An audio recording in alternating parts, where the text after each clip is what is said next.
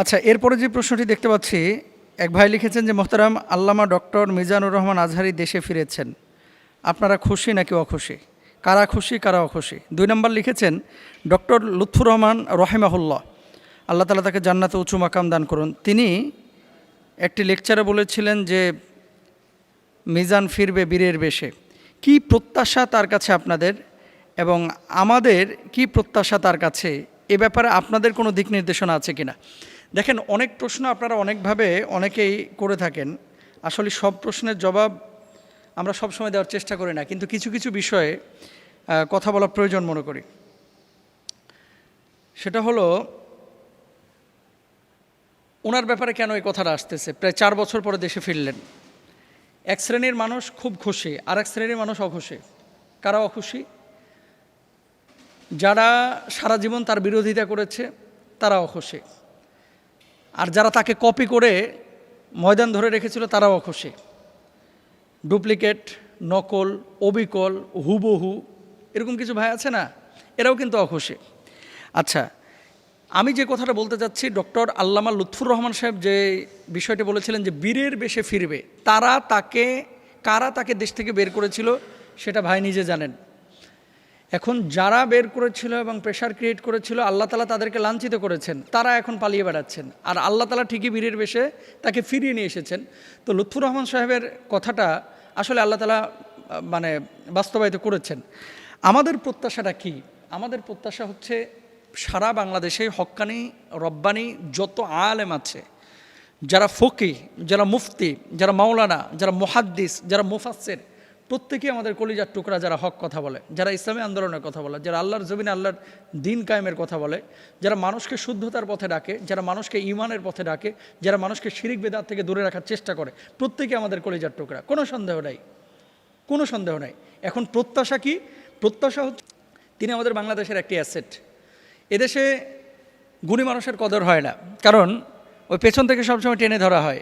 দেখবেন আগামী 1 মাস সর্বোচ্চ যদি উনি 10টা মাহফিল করে, এখান থেকে কিছু লোক আছে ওয়াজে কি বলতেছে এটা শোনার আগে ভুল কোথায় ধরা যায় এটা আগে বেশি শুনে, যে কোন জায়গাটায় ওনাকে অ্যাটাক করা যায়, ভুলটা ধরা যায়।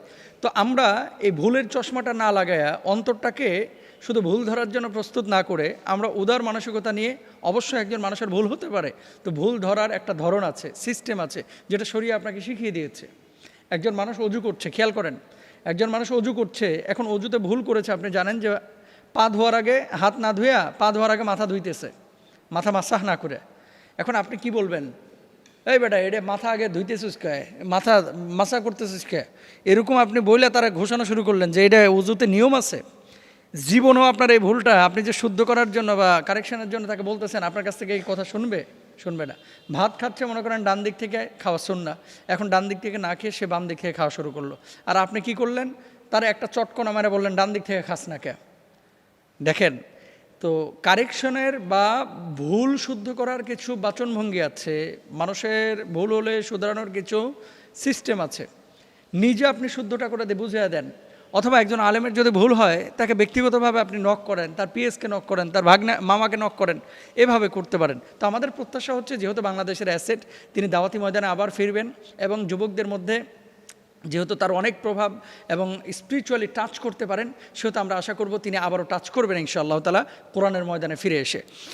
আচ্ছা, সমালোচক আমাদের শত্রুরা, আমাকে নিয়ে সমালোচনা হয়, মিজানুর রহমান আজহারী ভাইকে নিয়ে সমালোচনা হয়, XYZ অনেক স্কলারকে নিয়েই সমালোচনা হোক, মানে সমালোচকরা সমালোচনা করে এবং সমালোচনা হয়ে থাকে।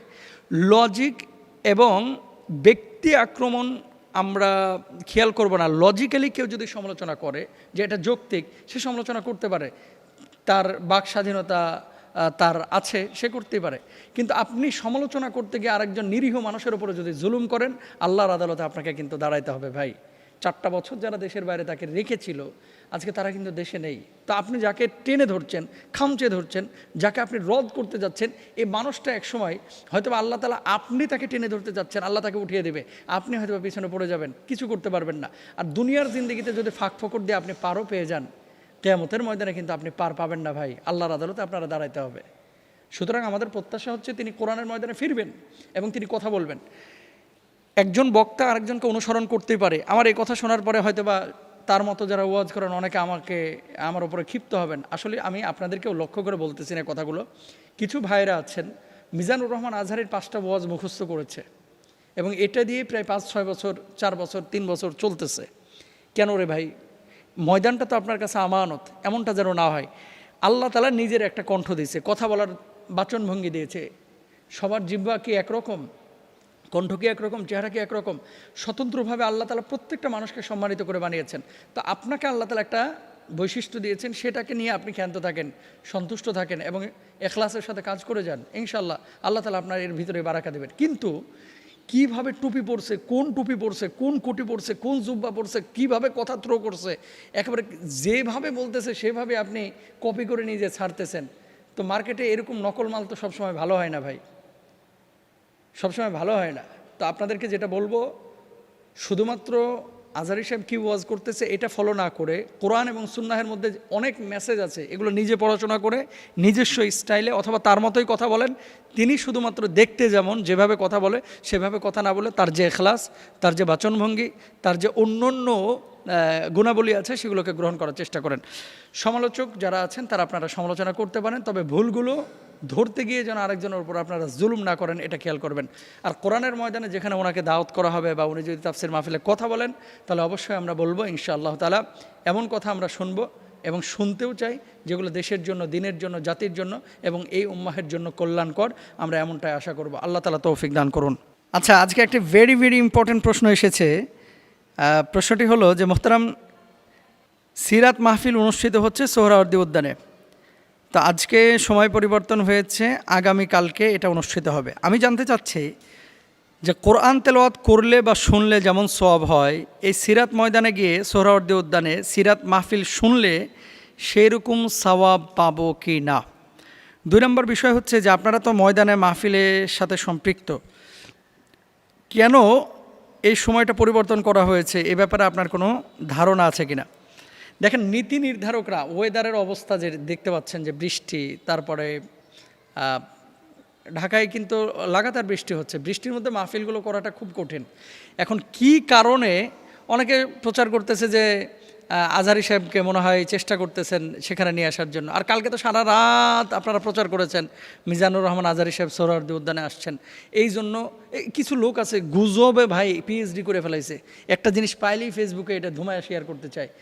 কেন এটাকে পরিবর্তন করা হয়েছে এবং মিজানুর রহমান আজহারী কি নিজে বলেছে যে আমি মাহফিলে থাকবো? উনি যদি আসেন তাহলে উনি আলোচনা করলে আপনারা শুনবেন, অন্য স্কলাররা আলোচনা করবেন, তাদের আলোচনা শুনবেন। সাবজেক্ট ওটা না, যেটা উনি কথা বলেছেন কি কারণে পরিবর্তন হয়েছে এটা আমার জানা নেই। কোনো চমক আছে কিনা বা ওয়েদারের কারণে কিনা এটা আমার জানা নেই। প্রথম যে পয়েন্টটা, যে কোরআন তেলাওয়াত করলে এবং শুনলে যে পরিমাণ সওয়াব হয় ওখানে গেলে সওয়াব হবে কিনা, এটা টোটালি আপনার অন্তরের সাথে সম্পৃক্ত একটা বিষয়। আপনি বলবেন কিভাবে? আল্লাহ মাংজা আবিল হাসানাতি ফালাহু আশারু আমসালিহা, আল্লাহ সুবহানাহু ওয়া তাআলা পবিত্র কোরআনুল কারিমে কি বলছেন? আল্লাহ বলছেন কেউ যদি একটা সৎ কাজ করে আল্লাহ তাআলা 10 গুণ সওয়াব বাড়ায় দেন। এখন আপনি কোরআন তেলাওয়াত যদি করেন তাহলে আল্লাহ তাআলা প্রত্যেকটা হরফের বদৌলতে আল্লাহ তাআলা আপনাকে 10টা করে সওয়াব দিবেন। আল্লাহর হাবিব সাল্লাল্লাহু আলাইহি ওয়াসাল্লাম হাদিসের মধ্যে বলেছেন আলিফ লাম মিম এই 3টা হরফ যদি কেউ উচ্চারণ করে তাহলে 10 10 10 সওয়াব কত? 30টা সওয়াব আপনি পাচ্ছেন, রাইট? ঠিক আছে, এখন 30টা সওয়াব আপনি পাইলেন তেলাওয়াত করার কারণে। সিরাত ময়দানে যাওয়ার পরে আপনি যে সিরাতের কথা শুনবেন, কোরআন তেলাওয়াত শুনবেন, কোরআনের তাফসির শুনবেন, নবীজির জীবনী শুনবেন, কত কিছু আপনি শুনতেছেন।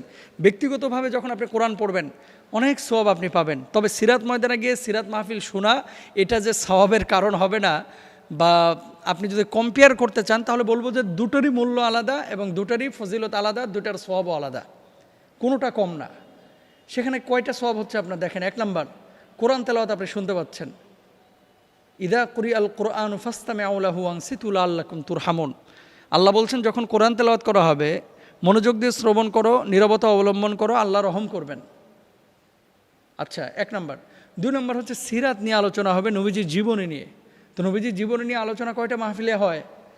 আমরা তাফসির করি 1টা আয়াত, 2টা আয়াত, 3টা আয়াত। সিরাত নিয়ে আলোচনা বাংলাদেশে অনেক মাহফিলে হয়। সিরাতের কিছু অংশ আমরা টাচ করার চেষ্টা করি, কিন্তু পূর্ণাঙ্গ সিরাতের আলোচনাতে এক মাহফিল দিয়ে যথেষ্ট না। যতটুকু আলোচনা এখানে হবে আপনি শুনবেন, আল্লাহ তাআলা আপনারা সওয়াব দেবেন। 3 নাম্বার, একসাথে এত বড় বড় স্কলারকে পাওয়াটা দুষ্কর বাংলাদেশে যে কোনো ময়দানে। এবং সোহরাওয়ার্দী উদ্যানের যে মাহফিলটি, এটা একটি যুগান্তকারী বা ইতিহাস সৃষ্টি করবে আমার কাছে মনে হচ্ছে। কারণ প্রায় 15-20 বছর এই ময়দানে কোনো মাহফিল এভাবে হয় নাই। রাজনৈতিক সভা সমাবেশ হয়েছে, কিন্তু এই ধরনের মাহফিলগুলো হয় নাই। সুতরাং এটা আমাদের আনন্দের একটা দিন। বিশেষ করে যারা কোরআনকে ভালোবাসে, যারা নবীজির সিরাতকে ভালোবাসে, আপনারা প্রত্যেকে নিজে যাবেন, সন্তান সন্ততি নিয়ে দল বেঁধে যাবেন ইনশাল্লাহ। হ্যাঁ, মাঠে জায়গা পাচ্ছেন না, আপনি রমনা পার্কের আশপাশে বসে আওয়াজ তো পাবেন। আপনি শুনেন, আল্লাহকে বলেন যে আল্লাহ আমি এসেছি। কেন আসবেন? শেখার জন্য, জানার জন্য, নবীজির সিরা সম্পর্কে ধারণা পাওয়ার জন্য, সেজন্য আপনি আসবেন। আর এই ধরনের দিনে মাজলিসগুলো যখন কায়েম হয়, সেখানে মাজলিসের শ্রোতা যারা বসে, যারা আলোচনা করে, আল্লাহ সুবহানাহু ওয়া তাআলার ফেরেশতারা আকাশ থেকে এসে তাদের উপরে রহমতের ডানাগুলো বিছিয়ে দেন। সাগরের মাছগুলো তাদের জন্য দোয়া করতে থাকে, ইভেন গর্তের পিপিলিকা পর্যন্ত তাদের ক্ষমার জন্য দোয়া করতে থাকে। সুবহানাল্লাহ। তাহলে এই যে ফজিলত, এগুলো তো আপনি ঘরের মধ্যে বসে থাকলে পাবেন না। তাহলে আমাদের করণীয় কি? আমাদের করণীয় হচ্ছে 1 নম্বর, অন্তরটাকে বিশুদ্ধ করা। কেন আমি সেখানে যাচ্ছি? আমার উদ্দেশ্য হচ্ছে একটাই, আল্লাহকে রাজি খুশি করা।